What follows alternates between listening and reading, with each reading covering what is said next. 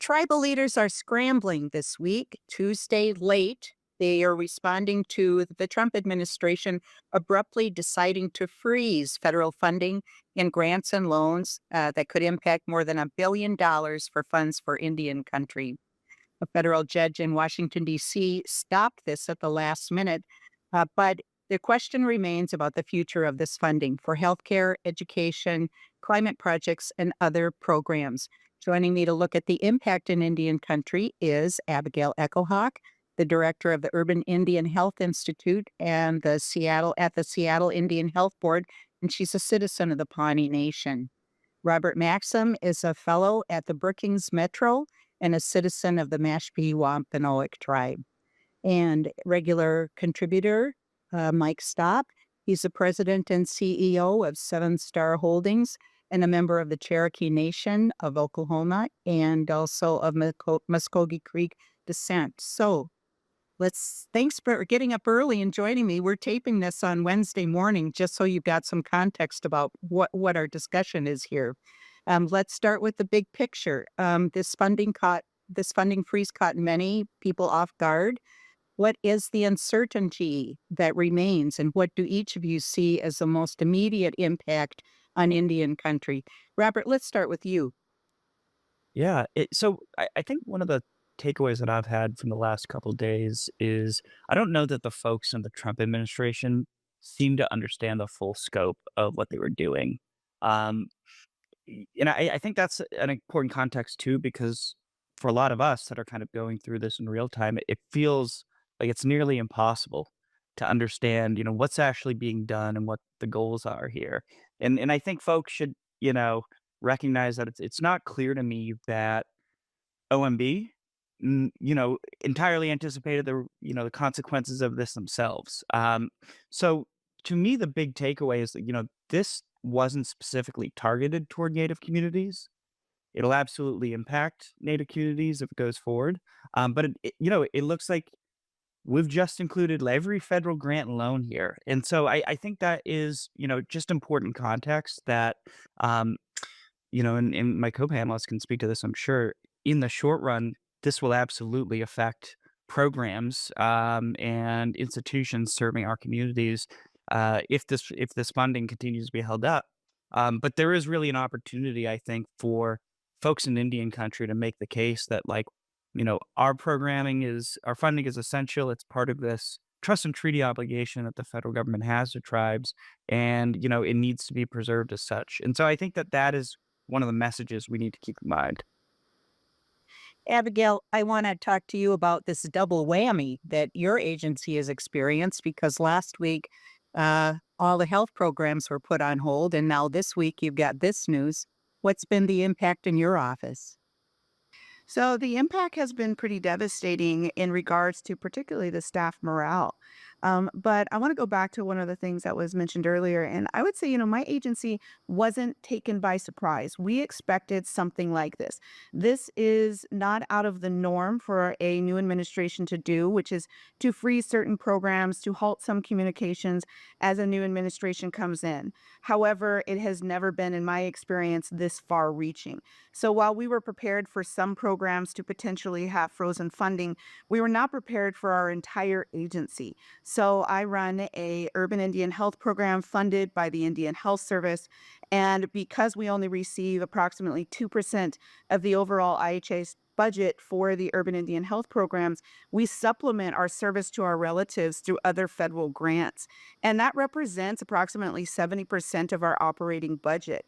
And so I have relatives coming in our doors every single day, and our money was frozen earlier this week. We were unable to draw down initially the resources that we were promised of resources we had already paid out. We weren't getting those reimbursements.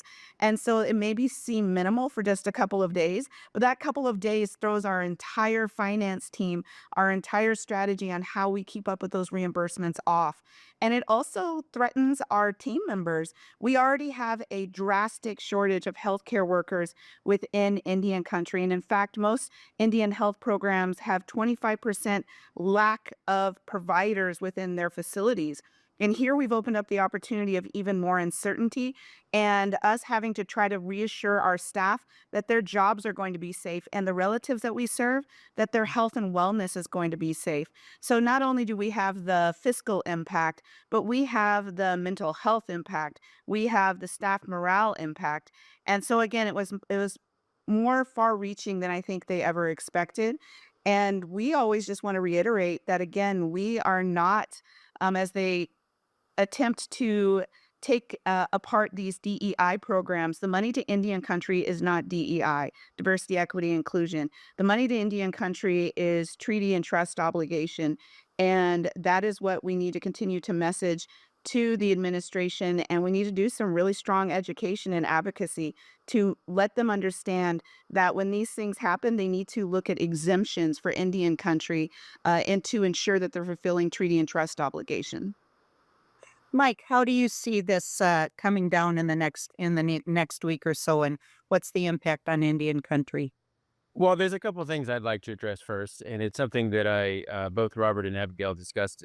One is I'm sorry for those agencies that are going through this. It is absolutely a challenge. But as Abigail mentioned, this is not new for any incoming administration at the federal level or even at the tribal level. You bring in new people, they have a fiduciary responsibility to see where the money's going, where the money has been going, and see if those projects are actually online.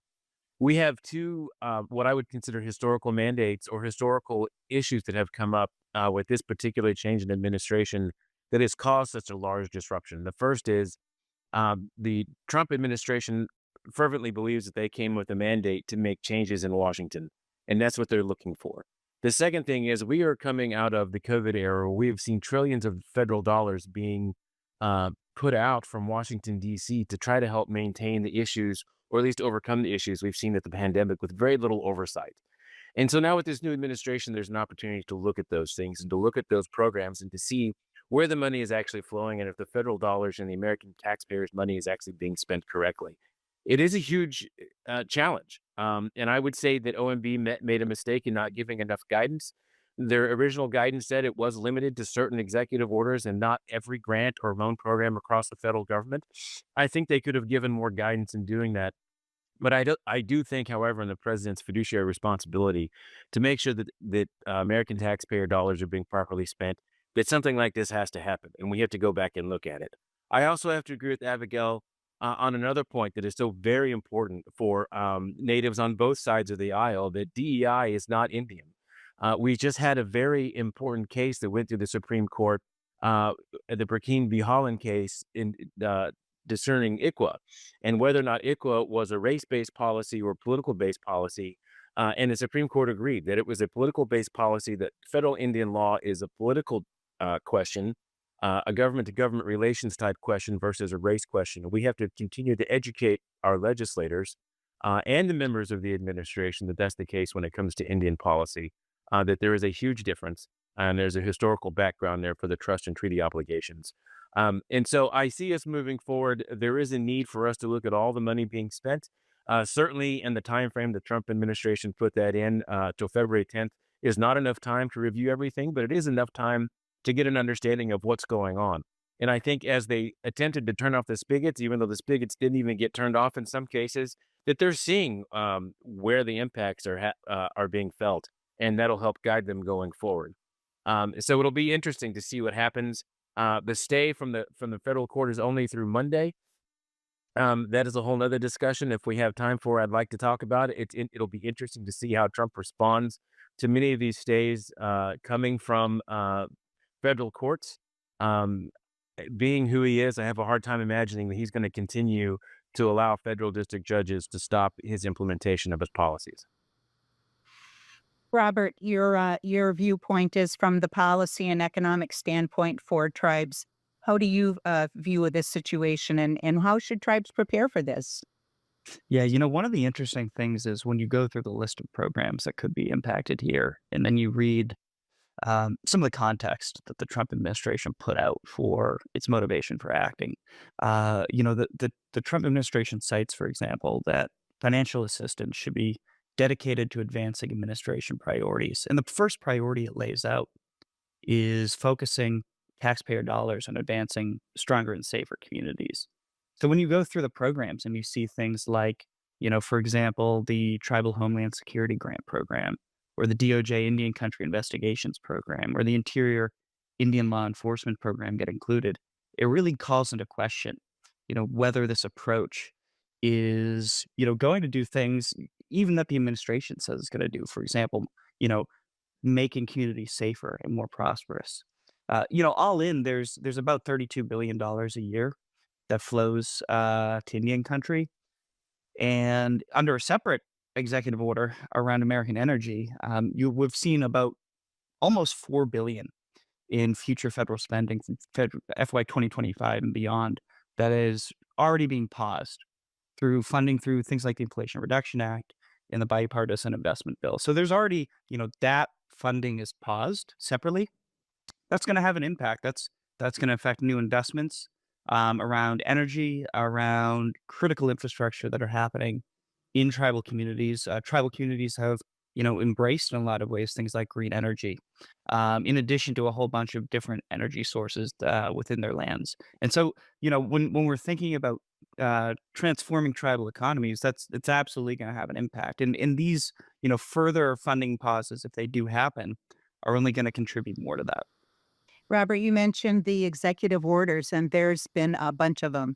And I can't even tell you how many, and there seems to be more and more coming out. Michael, I wonder if you could tell us about maybe some of the misunderstandings about all this executive order flurry. I think flurry is the correct word, and the misunderstanding is probably the biggest challenge. One, you're going to have miscommunication and poor communication when it comes to such a large amount of information coming out so quickly and orders coming out so quickly. There's also a lot of, I don't know that it's intentional or malicious, but there's also a lot of information I'm seeing coming out of news sources that actually cause more of a problem. The example we have is this question that the Trump administration has brought up versus birthright citizenship in an attempt to stop it because they feel that the jurisdiction clause of the 14th Amendment may apply to undocumented citizens or citizens of another country coming here without permission, or illegal aliens, however, whatever term that we're going to use today to describe these folks who are here without a visa. Um, the the initial impact was, or push out there, was that Trump was coming after Indians, but that was not the case. In fact, he was using an example of the Indian Citizenship Right Act of 1924, which was needed because under the 14th Amendment, American Indians were not considered American citizens. They did not have birthright citizenship.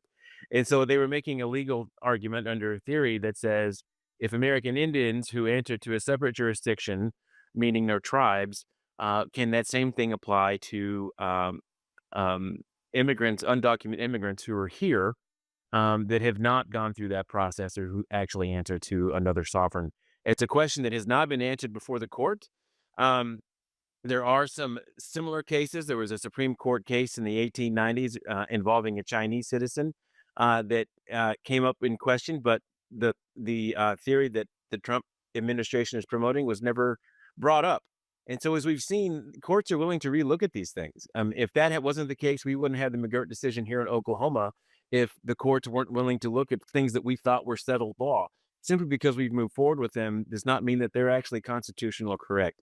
There's so many things going on right now. There is a flurry of activity, as you said, and there's a lot of miscommunication around it. I think a little patience would be good, and actually reading would be helpful. If people would take the time to read the executive orders and not necessarily the interpretation of someone else. We'll be talking about some of these other executive orders in this program. I want to thank you all for getting up early this morning, this Wednesday morning, and talking with us. Abigail Echohawk out of Seattle, Robert Maxim from the Brookings Metro, Michael Stott from Seven Star Holdings.